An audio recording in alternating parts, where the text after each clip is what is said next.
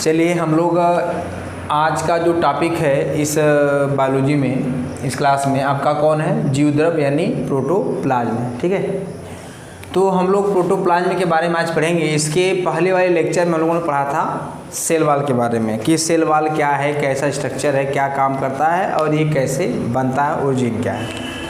हम लोग यहाँ पढ़ने जा रहे हैं जीवद्रव यानी प्रोटोप्लाज्म के बारे में। ठीक है, तो देखिए प्रोटोप्लाज्म क्या है, जीवद्रव क्या है, हम लोग इसके बारे में समझते हैं।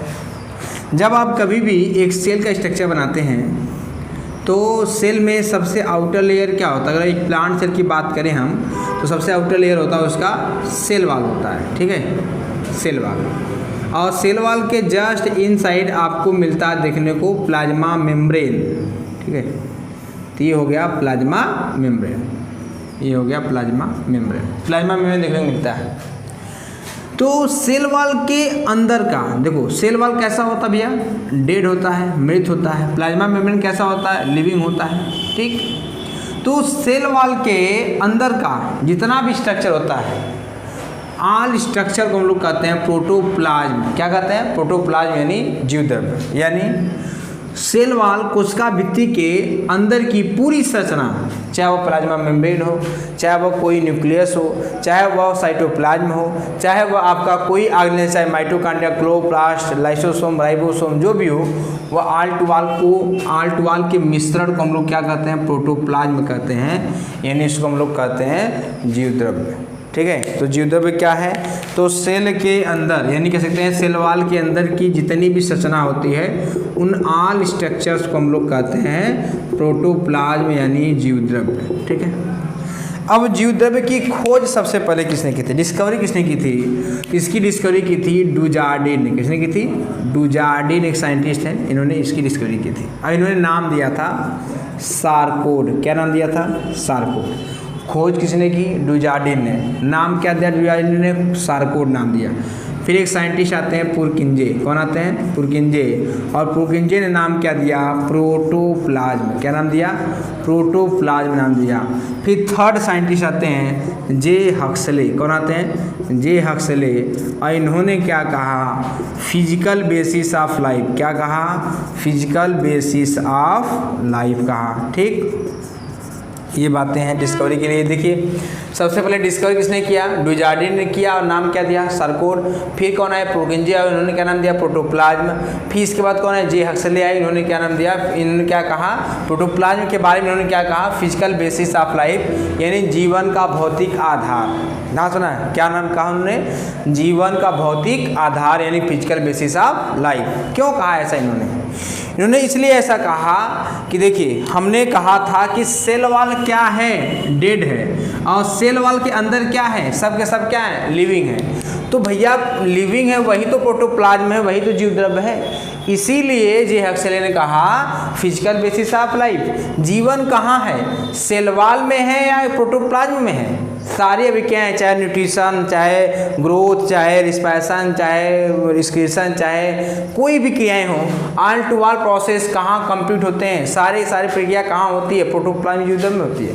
ऐसी कोई क्रिया है जो जीवद्रव में नहीं होती है। जितनी भी क्रियाएं होने वाली सब कहाँ होती हैं, जीवद्रव में होती हैं। तो जीवद्रव में हो रही है तो जीवद्रव ही तो जीवित की तरह व्यवहार कर रहा है, नहीं कर रहा है। ठीक है, तो जीवद्रव ही जीवित की तरह व्यवहार कर रहा है, इसलिए इसे हम लोग कहते हैं फिजिकल बेसिस ऑफ लाइफ। किसने कहा था, जे हक्सले ने कहा था फिजिकल बेसिस ऑफ लाइफ। किसको, प्रोटोप्लाज्म को। क्यों, क्योंकि प्रोटोप्लाज्म ही एक ऐसा स्ट्रक्चर है जिसमें जीवन पाया जाता है। आप एक बात याद करिए कि जब हम लोग पढ़ा था सेल वॉल या हमने सेल की डिस्कवरी पढ़ा था रॉबर्ट हुक ने, तो रॉबर्ट हुक ने उस जो सेल खोजा था उसको कहा था डेड सेल।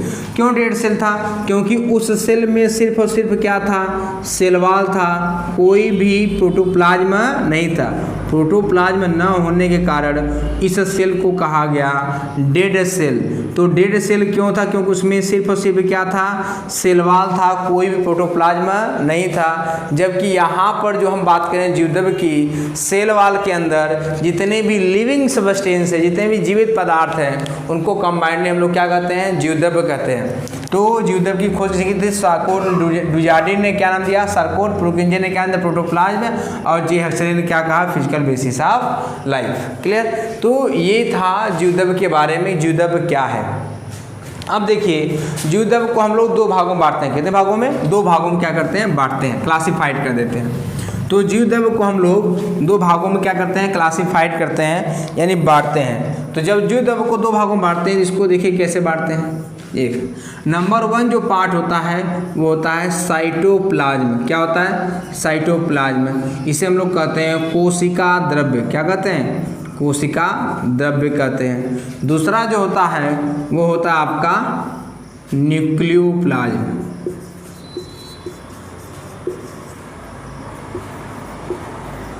इसे हम लोग कहते हैं केंद्रक द्रव्य।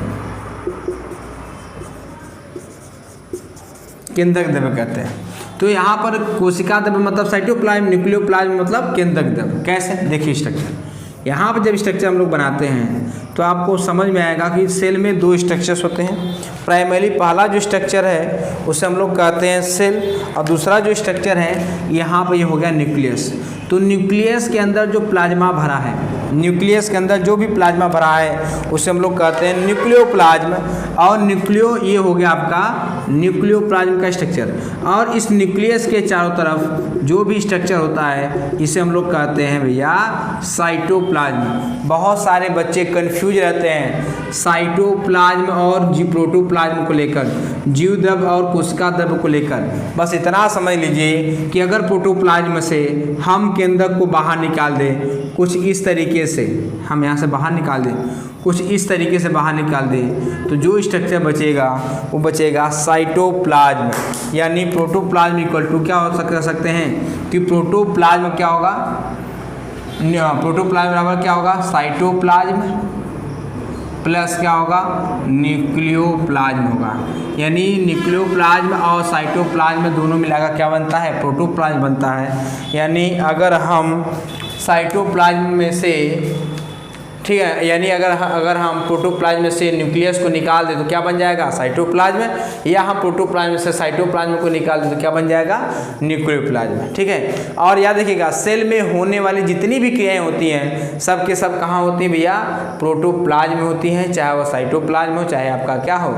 आपका न्यूक्लियोप्लाज्म हो। ठीक है। चलिए इसके आगे हम लोग कुछ प्रोटोप्लाज्म से रिलेटेड थ्योरी हैं वीडियो में, जो कि क्या करेंगे? पढ़ेंगे। और अगर आपको इस वीडियो से रिलेटेड कोई भी प्रॉब्लम हो, कोई भी बातें हो, तो आप कमेंट बॉक्स में ज़रूर लिखिए। और आप लोग ज़्यादा से ज़्यादा इस वीडियो को शेयर करिए, लाइक करिए, सब्सक्राइब करिए चैनल को, और ज़्यादा से ज़्यादा वॉच मतलब कि उसको देखिए ताकि हमारा भी मनोबल क्या हो? बढ़े। और इसको प्रॉपर्ली शेयर करिए, और जो भी बच्चे हैं उनको परफेक्ट समझ में आएगा। आपको एक एक प्रोसेस क्या होगा? अच्छे समझ में आएगा। अगर आपको कोई भी समस्या है तो आप कमेंट में जरूर